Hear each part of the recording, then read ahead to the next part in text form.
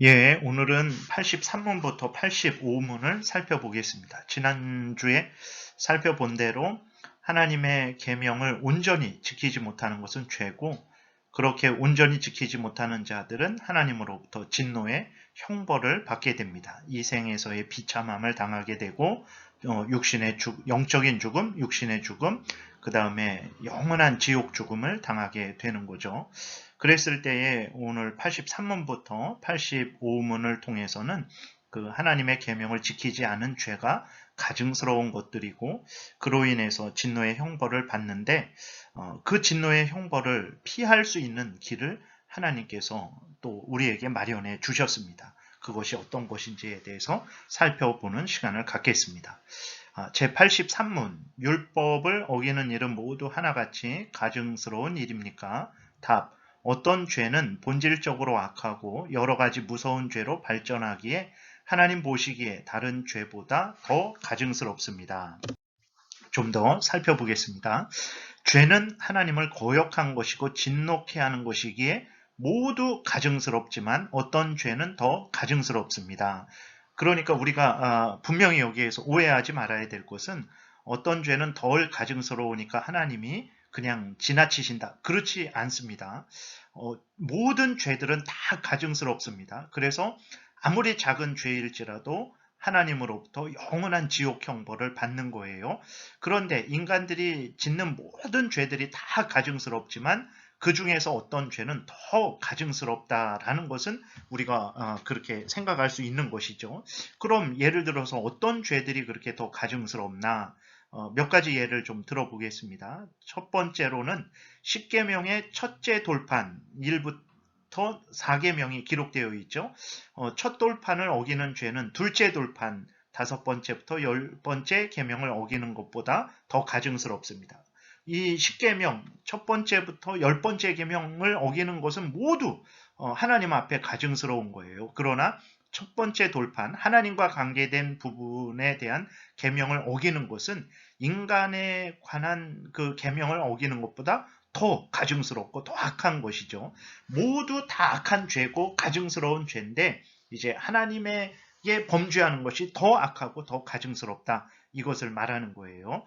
두 번째로 이제 그 첫째, 예를 들어서 둘째 돌판에 그 5번째 계명은 부모님을 공경하는 거고 10번째 계명은 탐심을 이제 경계하는 것이잖아요. 그랬을 때에 부모님을 공경하지 않는 것, 하나님이 세우신 질서를 깨트리는 것이 이제 탐욕을 갖는 것보다 더 가증스럽다. 다 똑같이 죄인데 이제 좀 더 경중을 따진다면 앞의 계명을 어기는 것이 더 가증스럽다, 더 악하다 이렇게 우리가 생각할 수 있죠. 세 번째, 예수 그리스도 십자가의 대속의 복음을 거역하는 것은 다른 죄보다 더 가증스러운 것이죠. 네 번째, 통치자, 목회자, 부모, 연장자가 짓는 죄는 국민, 성도, 연소자들이 짓는 죄보다 더 가증스럽죠. 그렇죠. 더 책임이 있고 더 권세를 가진 자들이, 더 많이 아는 자들이, 본이 돼야 될 자들이 짓는 죄는 그렇지 않은 자들이 짓는 죄보다 더 악한 것이죠. 그리고 다섯 번째, 그리고 장소나 시간, 태도에 따라서 더 가증스러운 죄가 될 수도 있는 거예요. 예를 들어서 주일에 예배 중에 짓는 죄는 다른 날에 다른 곳에서 짓는 죄보다 더 가증스럽죠. 에스겔서 8장 6절에 보게 되면 그가 또 내게 이르시되 인자야 이스라엘 족속이 행하는 일을 보느냐 그들이 여기에서 크게 가증한 일을 행하여 나로 내 성소를 멀리 떠나게 하느니라 너는 다시 다른 큰 가증한 일을 보리라 하시더라. 그러니까 모든 죄가 다 가증스럽지만 이스라엘 백성들이 이제 성전에서 그 하나님 앞에서 제사 드리는 그 성전에서 우상을 섬겼거든요. 그러니까 하나님께서 더 크게 가증한 일을 행했다라고 이렇게 말씀을 하고 있는 것입니다. 여기에서 또 우리가 조심해야 될 것은 앞에서도 말씀드렸지만 다시 한번 확인하는 것은 모든 죄가 다 가증스럽고 악합니다. 아무리 작은 죄일지라도 하나님의 뜻을 거역한 것이기 때문에 신적인 하나님의 형벌을, 진노를 받게 됩니다. 그래서 영적으로 죽게 되고 이 땅에 육신적으로 죽게 되고 그 다음에 영원히 지옥 형벌에 던져지게 되는 거예요. 그것을 우리가 인정을 하고 이제 더 가증스럽고 덜 가증스러운 것을 구분을 하는 것입니다. 로마 카톨릭에서는 이제 죄를 소죄와 대죄로 나눠요. 소죄는 용서받을 죄라고 이렇게 말하고 있고 대죄는 죽을 죄라고 말을 합니다. 그래서 대죄는 보통 십계명에서 다루는 그 내용들을 알면서 의도적으로 범할 때 대죄라고 이렇게 말을 해요. 그리고 이 대죄는 고해성사로만 용서된다라고 말하고 소죄는 개인이 참회하면 그냥 된다. 개인이 회개하면 된다라고 말을 해요. 그렇지 않습니다. 절대로 그렇지 않아요. 그 로마 카톨릭은 죄는 소죄, 대죄로 이렇게 나눠서 뭐 소죄는 자기가 참여하면 되고 대죄는 고해성사를 통해서만 뭐 용서된다. 그렇지 않습니다. 성경에서는 작은 죄든 큰 죄든 하나님 앞에 회개해야만 용서된다라고 말하고 있지 신부에게 고해성사 하면 용서되고 고해성사 하지 않으면 용서되지 않는다? 그런 것은 없습니다. 그리고 소죄든 대죄든 모두가 다 죽을 죄라는 것을 우리는 기억을 해야 되는 것입니다.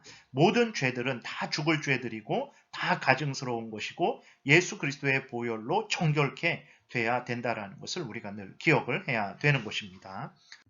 84문을 보겠습니다. 범한 죄마다 마땅히 받아야 할 형벌은 무엇입니까? 답, 범한 죄마다 마땅히 받아야 할 형벌은 이 생에서와 오는 세상에서 하나님의 진노와 저주입니다. 구체적으로 좀 살펴보면 죄를 범한 자들은 이 땅에서 오는 세상에서 영적으로, 육적으로, 공적으로, 사적으로 형벌을 당합니다. 예, 이것을 우리가 기억해야 됩니다. 이 땅에서도 벌받고 죽어서도 벌받습니다. 영적으로도 벌받고 육적으로도 벌받습니다. 그리고 공적으로도 벌받고 사적으로도 벌받는다라는 것을 우리가 기억해야 됩니다. 예를 들어서 그 하나님이 그럼 내리시는 벌은 어떤 것이냐? 전염병, 기근, 전쟁, 질병, 또 우리 재산상의 뭐 손실, 불명예, 불안, 다툼, 낙심, 완악함, 양심의 마비, 죽음 이러한 것들을 이 생에서 당하게 되죠. 그리고 죽어서는 이제 영원한 지옥 형벌을 당하게 된다는 것을 우리가 기억을 해야 됩니다.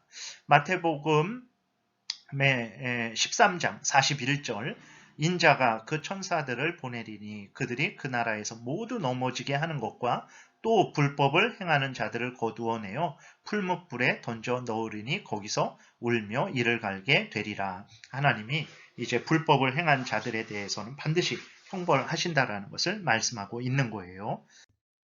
그 다음 이제 85문을 살펴봅니다. 우리로 죄 때문에 마땅히 받을 하나님의 진노와 저주를 피하게 하시려고 하나님이 우리에게 요구하시는 것은 무엇입니까? 답. 우리로 죄 때문에 마땅히 받을 하나님의 진노와 저주를 피하게 하시려고 하나님이 우리에게 요구하시는 것은 그리스도께서 구원의 혜택을 우리에게 전하는 데 사용하시는 모든 외적 수단을 우리가 힘써 사용하면서 예수 그리스도를 믿고 생명에 이르는 회개를 하는 것입니다. 정리를 합니다. 첫 번째로는 이제 순서를 바꿔서 첫 번째로는 예수 그리스도를 믿음으로 받아들여야 돼요. 두 번째로는 생명에 이르는 회개를 해야 됩니다. 세 번째로는 예수 그리스도께서 구속의 혜택을 우리에게 주시는 데 사용하시는 모든 그러한 수단들을 힘써 사용해야 되는 것입니다.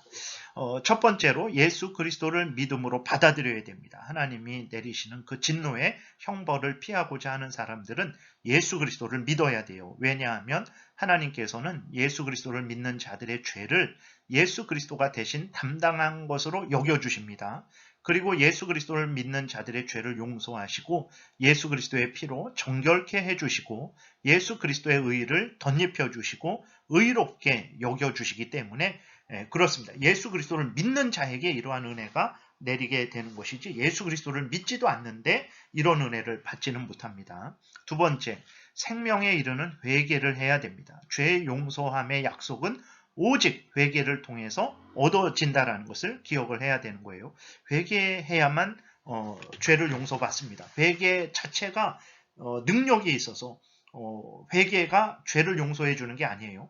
하나님이 회개를 통해서 죄를 용서해 주시겠다라고 정하셨어요. 그렇기 때문에 우리는 회개를 해야 되는 것입니다. 세 번째로는 예수 그리스도께서 구속의 혜택을 우리에게 주시는데 사용하시는 모든 외적 수단을 힘써 사용해야 된다라는 거예요. 그러니까 하나님께서 수단을 사용하시지 않고 우리를 구원하실 수 있으세요. 그러나 하나님은 수단을 정하셨습니다. 하나님이 우리에게 은혜를 내려주시는 그 수단, 도구를 정하셨어요. 그래서 그것들을 사용하라 명령하셨습니다. 그래서 하나님이 제정하신 수단들을, 도구들을 사용하셔서 은혜를 우리가 받아야 되는 거예요. 그럼 그러한 그 수단들은 무엇이냐? 이후에 이제 살펴보겠는데 하나님의 말씀, 그 다음에 성례, 세례와 성만찬, 그 다음에 기도입니다. 여러분들이 하나님의 은혜를 받기를 원한다면, 하나님의 진노를 피하기를 원한다면 예수 그리스도를 믿어야 돼요. 그 다음에 회개를 해야 됩니다. 그 다음에 하나님이 은혜를 주시는 그 수단들을 정하셨는데 그 수단들을 열심히 사용해야 돼요. 그 수단들은 하나님의 말씀, 듣는 거, 읽고 듣고 묵상하고 순종하는 거죠. 공적으로 사적으로. 그 다음에 세례와 성만찬에 믿음으로 참여해야 됩니다. 그리고 개인적으로 공적으로 기도를 해야 되는 거예요. 고린도전서 1장 21절에 하나님의 지혜에 있어서는 이 세상이 자기 지혜로 하나님을 알지 못하므로 하나님께서 전도에 미련한 것으로 믿는 자들을 구원하시기를 기뻐하셨도다. 하나님이 복음을 어떻게 듣게 하십니까? 전도를 통해서 듣게 하시는 거예요. 그렇기 때문에 그리스도인들은 전도해야 됩니다. 그리고 불신자들은 그 전도하는 그 전도의 말씀을 들어야 되는 거예요. 전도하지 않으면 하나님의 말씀이 전해지지 않습니다. 하나님은 능력이 있어서 그렇게 하실 수 있지만 전도를 통해서 그 일을 이루시기로 하셨기 때문에 우리는 전도를 해야 되는 거죠. 사도행전 8장 22절 그러므로 너의 이 악함을 회개하고 주께 기도하라. 혹 마음에 품은 것을 사하여 주시리라. 그래서요. 그 하나님이 용서해 주실 때 어떻게 용서해 주십니까? 회개하는 자를 용서해 주신다고 하셨기 때문에 우리가 회개해야 되는 거예요. 이렇게 하나님이 정하신 수단을 우리가 활용해야 하나님의 은혜를 받게 되는 것입니다. 오늘 여기까지 이제 살펴보겠습니다. 기도드리겠습니다. 하나님 아버지, 참으로 감사를 드립니다. 우리들이 하나님 앞에 가증스러운 자들이고 악한 자들이고 이 땅에서 형벌을 받고 죽어서도 영원히 지옥 형벌을 받아야 되는데 우리를 불쌍히 여겨주시고 우리를 구원하시기 위해서 예수 그리스도를 보내주시고 또 회개하면 죄를 용서해 주시고 또 하나님이 정하신 수단을 사용하면 하나님의 은혜를 누리게 하시니 감사를 드립니다. 하나님의 이 놀라운 크신 사랑의 또 은혜의 뜻을 깨달아 알고 하나님이 알려주신 대로 열심히 믿고 준행하는 우리 모두가 되게 도우소서. 예수님 이름으로 기도드렸습니다. 아멘.